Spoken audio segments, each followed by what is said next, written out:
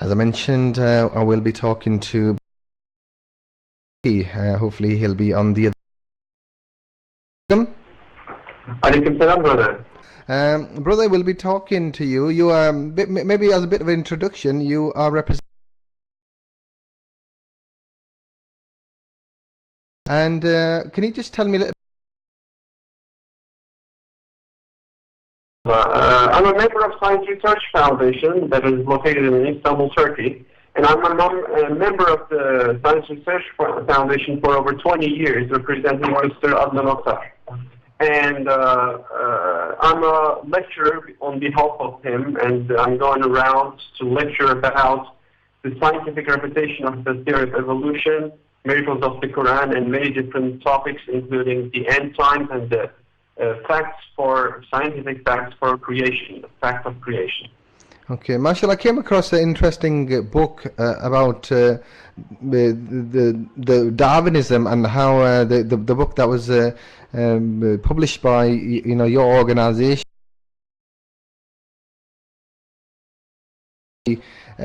plausible. I think you threw Darwinism out the window, really, in that sense. I mean, we did talk to one of your representatives about that in our last broadcast. But today we want to maybe look at some of the sort of miracles of the Quran, and maybe if I can ask you some questions around that. Yes, of course, inshallah. Maybe we can start off with a fairly simple one. And can you tell us what are the miracles of the universe within the Quran? In terms of the wider universe and how it's mentioned in the Quran. It's okay. Before we move on into the examples given in the Holy Quran with verses, I think it's useful to explain about the latest scientific findings in astrophysics during the 20th century. First of all, it is a known scientific fact, which is proven by astrophysicists, that the universe is created out of nothingness. And this is a theory called the Big Bang. Yes. And more than that, during the 1920s, at the end of 1920s, astronomers they said that the universe is expanding. So this is the second scientific fact discovered during the 20th century. And nowadays, over the past 20 years, astrophysicists are talking about the Big Crunch as a theory which is called the Big Crunch. So I will explain what these, but the miraculous aspect of the Holy Quran is that all these three different scientific facts proven in the 20th century is already in the Holy Quran, and it was revealed to our Prophet Muhammad some 14 centuries ago. So, mashallah, knowing the fact that Muslims, we don't need any scientific justification for our belief. Besides, these scientific facts proven in the 20th century, when we find it in the Holy Quran, inshallah, that it strengthens our iman, it takes us closer to Allah. And of course, it's a perfect tool to communicate Islam to atheists, to religious people, or to other members of different religions. So in the Holy Quran, the verse talking about the Big Bang is like this. I seek refuge in Allah from the accursed Satan. He is the originator of the heavens and the earth. So in this verse, Allah clearly explained us that Allah is the originator of the heavens and the earth. Of course, the Arabic counterpart of these words, heavens, can be understood, can be translated as universe. Another verse that points out to the expansion of the universe is mentioned in the Surah chapter number 51, verse number 47. Allah states, "And it is we who have constructed the heaven with might, and verily it is we who are steadily expanding it." So Allah states in this verse that Allah expanding the universe. So according to the known physics laws, the objects traveling towards the observation point, their light spectra turns towards violet, whereas the objects moving away from the observation point, their light spectra shifts into red. So when Edwin Hubble, where he was observing the sky and planets, he miraculously found that the light spectra of the planets were shifting towards red, which means that he understood that the planets were moving away from us and moving away from each other, which means that scientifically we understood that the universe is expanding, and mashallah, it is already in the Holy Quran, and it is mentioned some 14 centuries ago, and it is the revelation from Allah, clearly proves us. And another justification of the Big Crunch is located in Surah number 21, and verse number 104. Allah states, "The day we will fold up heaven like folding up the pages of a book. As we originated the first creation, so we will regenerate it. It is a promise binding on us. That is what we will do." So the Big Crunch is explained in science like this. So the universe is expanding, and it is going to keep on expanding until a certain time when the speed of expansion is going to slow down and it will stop. So this process of expansion is going to go backwards, which means it's going to start to become, it's going to shrink into its initial position. So when it happens, it is going to back to its original state where the first Big Bang has initiated, where it started. So this is called the Big Crunch in science.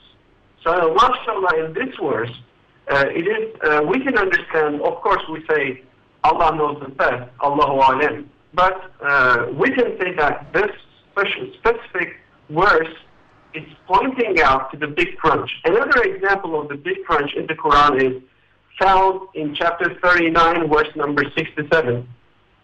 Allah says, "They do not measure Allah with His true measure. The whole earth will be a mere handful for Him on the day of rising, the heavens folded up in His right hand. Glory be to Him. He is exalted and all the partners that they ascribe." So in this sentence, in this verse, the heavens folded up in His right hand. So we can say, Allahu Alam, the heavens being folded up points to the Big Crunch.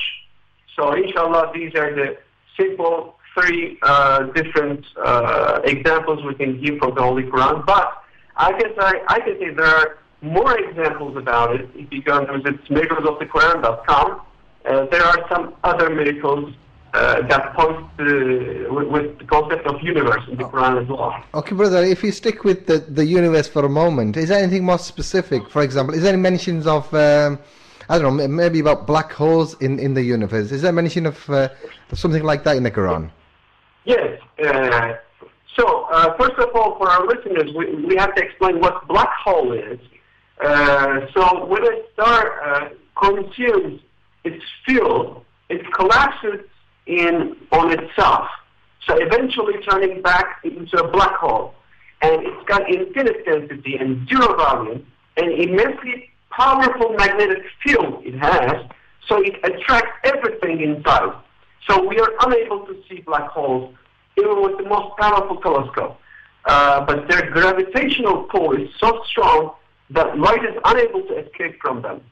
So however, such a collapsed star can be perceived by means of the effect it has on the surrounding area. So in Surah Al-Waqi'ah, Allah draws attention to this matter in this way by swearing upon the position of stars. Allah states in chapter 56, verse number 75 and 76, "And I swear by the stars' positions, and that is a mighty oath, if you only knew." So another verse in the Quran is found in chapter 77, verse number 8. Allah states, when the stars are extinguished, what does it mean? It's black hole.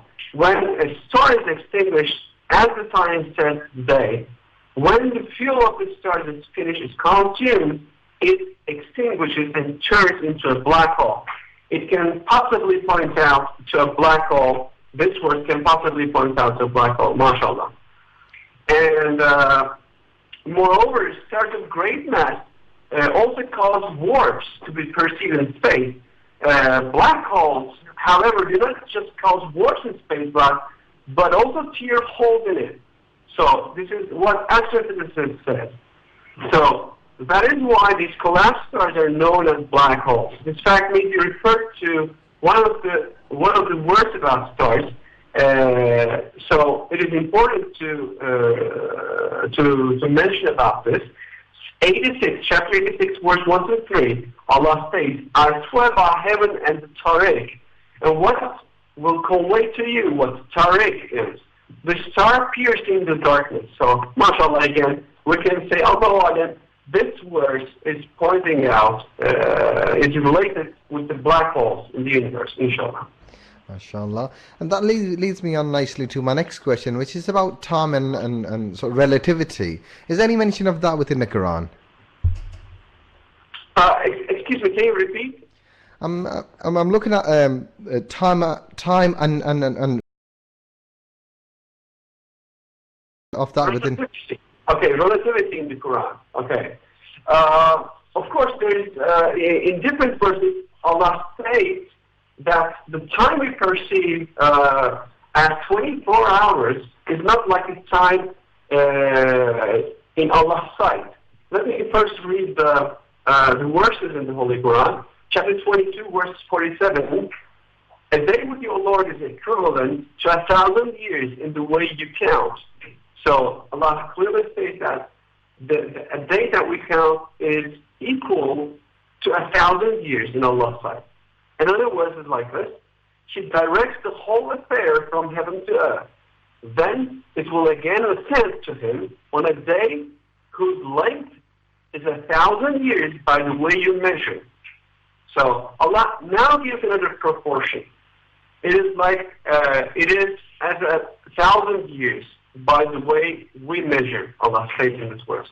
In another verse, Allah says, the angels and the spirit ascend to him in a day whose length is 50,000 years. Now the relativity has changed. Allah states that one day is equal to 50,000 years. So this is what we understand from the Holy Quran. And of course, during the 20th century, Albert Einstein scientifically proved that the time is relative. So it depends on gravity and velocity. So this scientific fact is mentioned again in the Holy Quran some 14 centuries ago. Are you referring to the formula E equals mc squared? Is that the relative time and relativity even? Oh yes, inshallah. Inshallah.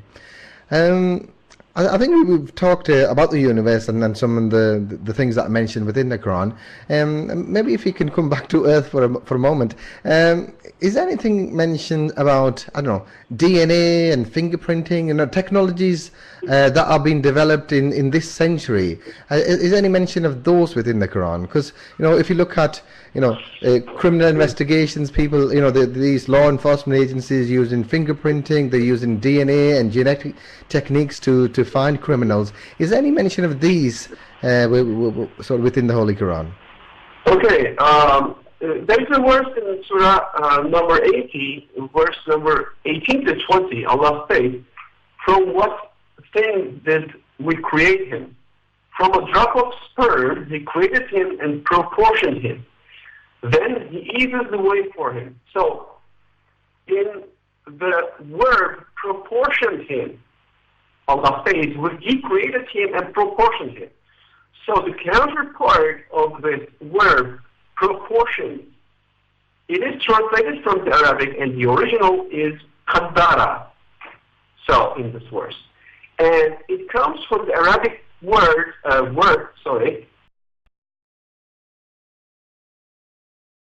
as arranging, setting out, planning, programming, seeing the future, the writing of everything in destiny by Allah. So this is like a planning and the programming. And Allah states that Allah created the human and planned and programmed it. So it might be, inshallah, pointing out, Allah knows the best, to the genetic code in the cell. And more than that, it is very interesting, mashallah. There are some repetition numbers of special words in the Holy Quran. When you count them one by one, the total repetition number gives you a very meaningful result.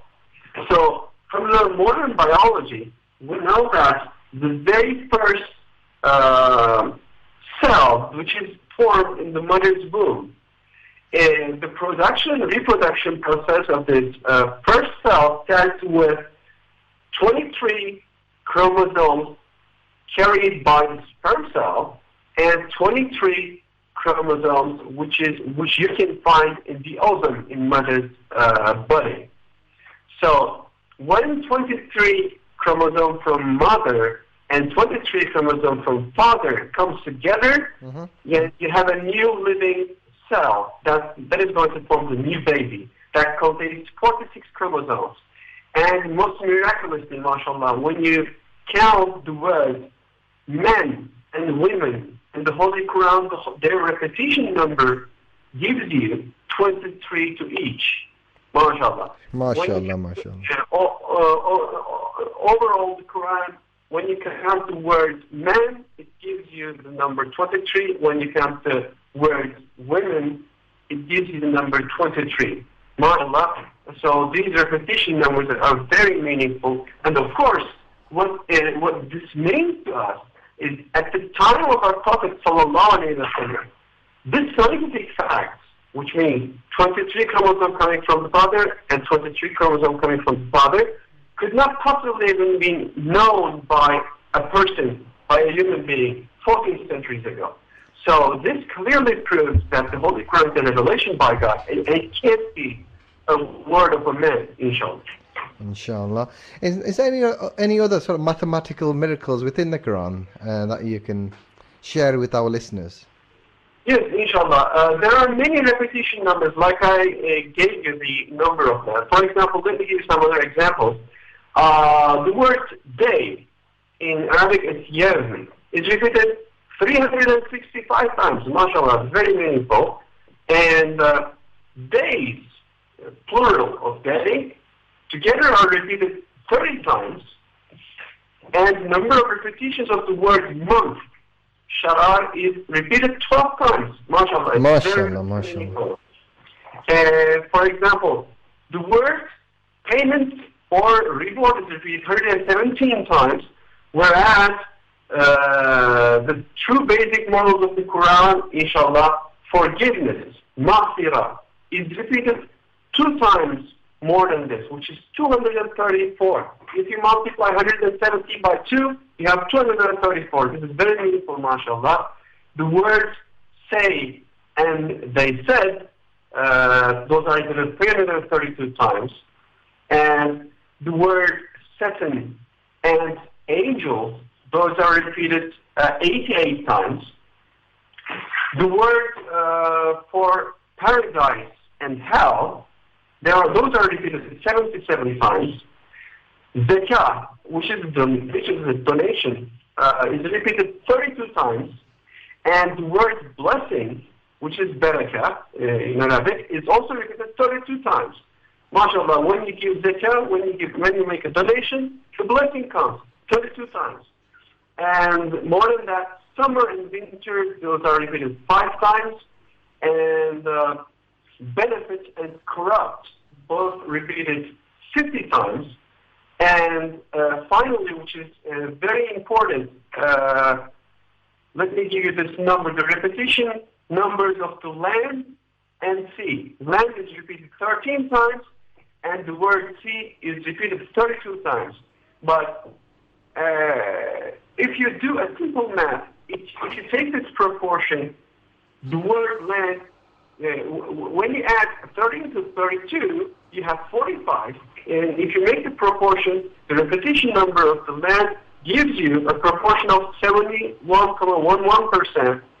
And the repetition number of the land gives you 28.88%, which gives you the total number of the land and sea. They occupy all the seas, oceans, rivers, the water all around the earth, occupies 71.11% of the whole earth, whereas all the land covers 28.88% of the whole earth. So, mashallah, this proportion is given strictly in the Holy Quran some 14 centuries ago by the repetition numbers, mashallah. MashaAllah. Brother, you mentioned a lot of things which were revealed 1400 years ago through the verses of the Quran that scientists have only recently discovered. Are there any things that are mentioned in the Quran that are likely to occur in the future, for example? Oh, yes. Let me give some examples about that. First of all, I would like to read from Surah Al-Rum. This is the 30th chapter of the Holy Quran, verse number 1 to 4. Allah states, Alif Lam Mim, the Romans have been defeated in the lowest land, but after their defeat, they will be victorious within 39 years. The affair of Allah from beginning to end. Now, this is an information given about the future. So when we analyze this verse, we're going to see that there are some information given. The first information given is that the Romans, the Byzantine Empire, they have been defeated in the lowest land. This is the first information. So the revelation time of these verses was around 620. And 7 years back to the revelation time of these verses, or 1613, the Romans, that's a historical fact that they have been defeated. Persians against Persians. Now we continue the same verse.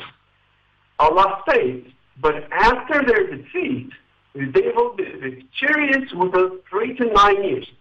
So Allah states, now Allah states that they have been defeated in the past. 7 years ago, they have been defeated. Okay. But in the future, they're going to be victorious. Now, this is an information about the future. And when we ask this question, when this is going to happen, the answer is 3 to 9 years. So from 3 to 9 years, they're going to be victorious again in the future. So, mashallah, this information sounded, and so this information sounded quite improbable at the time of our Prophet, because the Romans, they have been defeated so severely. They were in a very bad situation, so that nobody felt that they can be victorious again, let alone being victorious again in the future. Everybody thought that the whole empire is going to collapse soon. So when this miracle has been fulfilled, right after 3 years of the revelation time of these verses, 623, the Romans, they made this is for a final battle against the Persians. When they won, they have been victorious again against the Persians. And mashallah, just like it is stated, just like it's been foretold by our Prophet Muhammad sallallahu alaihi wasallam, they miraculously, this information given about the future came to be true, came to pass, mashallah. MashaAllah, brother, MashaAllah, that's beautiful. Some very interesting facts, and I'm sure our listeners would have found that very interesting indeed. Brother, we'll talk to you again, inshallah, next week on a different topic. Unfortunately, we're out of time on this segment of the show, so we'll talk to you again on a different topic, inshallah, next Thursday. Inshallah, inshallah. Okay, so do stay on the line for a moment, and I'll get back to you.